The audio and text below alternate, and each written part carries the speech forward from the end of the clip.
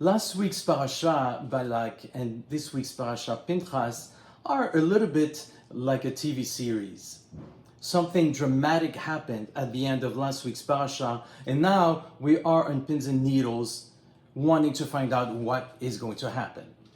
So what happened last week? Let's review it. We have this king, Balak, who wants to get rid of the Jewish people. He hires a powerful prophet to curse the Jewish people. That doesn't work. He ends up blessing them. So now the king tries to find another solution. So he thinks maybe promiscuity would work. Believe it or not, it did. He sent a whole bunch of Midianite girls, and all the Israelite guys went after them.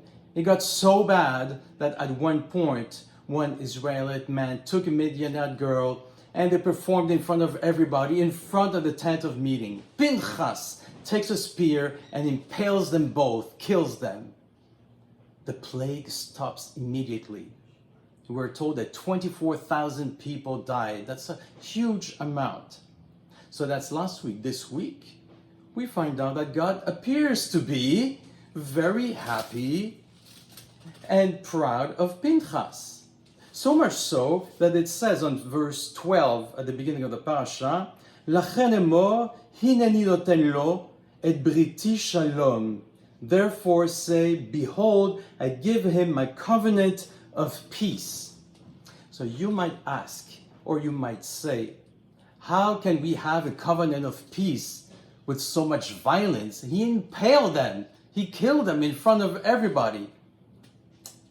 Well, it just so happens that the Torah might agree a little bit with you, because there is a message that is hidden in the Torah. When Pinchas is written at the beginning of the parasha, the Yud, the letter Yud in his name, which is part of the divine name, the name of God, is smaller than usual. A little bit like the Torah is telling us that the divine in him has been reduced by his act of violence. Likewise, when the word shalom is written, the vav, which also happens to be part of the divine name, is broken in half. There's a cut. A little bit to say like the shalom is slightly, the peace is slightly broken by this act of violence. That's all really nice, but the bottom line is that there was a plague, and the plague has been stopped thanks to this act of violence. So what do we learn? What do we learn is that, as usual, this story is a paradigm of a situation or situations in our life, of what happens in our life. We all have character traits. Some are good character traits, and they bring harmony, they manifest harmony in our life. Some character traits may not be as good, and they bring disharmony in our life. And so you see, these bad character traits are a symbol of the promiscuity.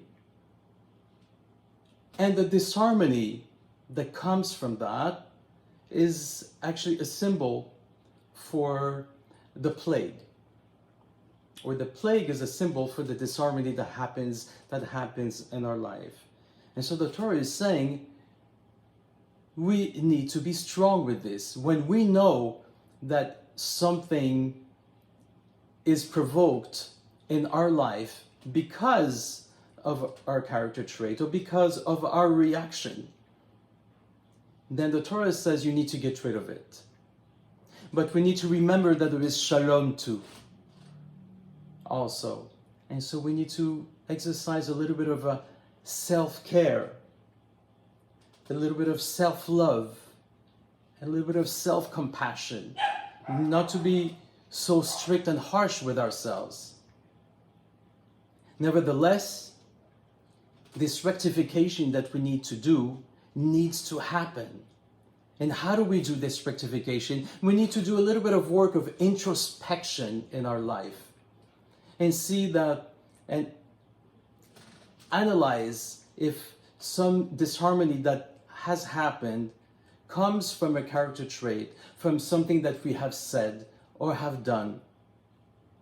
And then we need to be determined to change this. This is the work of rectification. And when we do this, it results in an elevated life, a life filled with love and abundance. I wish you Shabbat Shalom.